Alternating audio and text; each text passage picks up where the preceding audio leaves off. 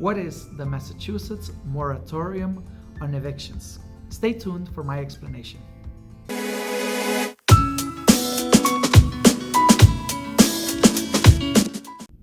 If you live in a state like Massachusetts, or a sister state that has an eviction moratorium in effect, you may be wondering, what does it all mean? Here, it means landlords cannot take any action against tenants who have failed to pay. The moratorium does not excuse owners from paying their mortgage or tenants from paying their rent, but the governor intended to provide some relief to tenants who find themselves in a difficult situation, unable to meet expenses or rent. More specifically, the governor wants to prevent landowners from taking action against tenants who have failed to pay, especially during these harsh and difficult times. Now, not everybody is facing the same difficulties. The original order was in effect for 90 days or until the state of emergency expired. But Massachusetts, like many other states, continue to be in a declared state of emergency. As a consequence, for Massachusetts, the current eviction moratorium is in effect until October 17, 2020. Will it get extended? That's hard to predict, but chances are it may.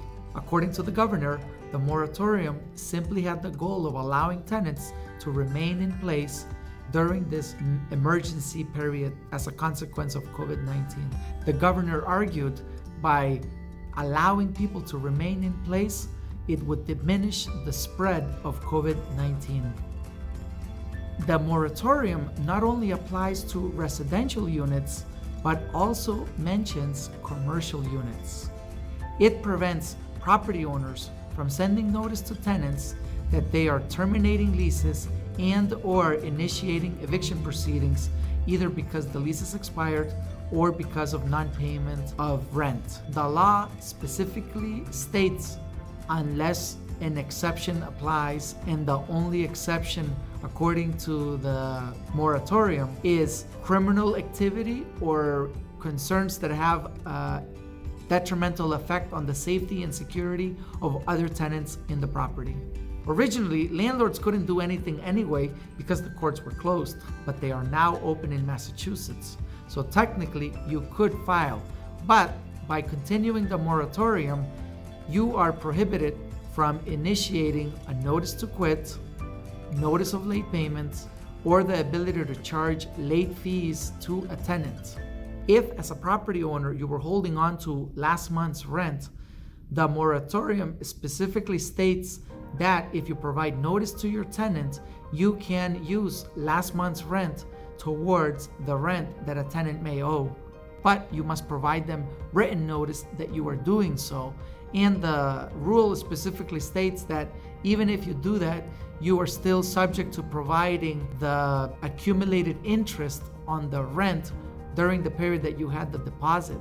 In other words, many property owners fail to realize that a last month's rent should be retained in a separate account, or if it's commingled with yours, which it shouldn't be, the tenant is entitled to whatever interest is being earned in that account. By statute, if you fail to provide the tenant with the appropriate interest that has been earned in the account, unless you can prove it's in a checking account that earns zero interest, it would default to 5% annual interest. The moratorium also asks that lenders be lenient with homeowners who have mortgage payments so that they can enter into forbearance agreements.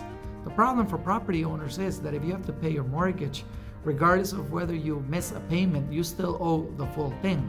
On the tenant side, while they may avoid paying, the worry for most property owners is not that the tenant will fall behind, but that they will never see those payments, because tenants can simply skip town, vacate, and abandon the units, and it's the property owner that's left holding the bag. As a consequence of the past few months, many property owners feel a disadvantage having to wait out on tenants who have no intention of paying.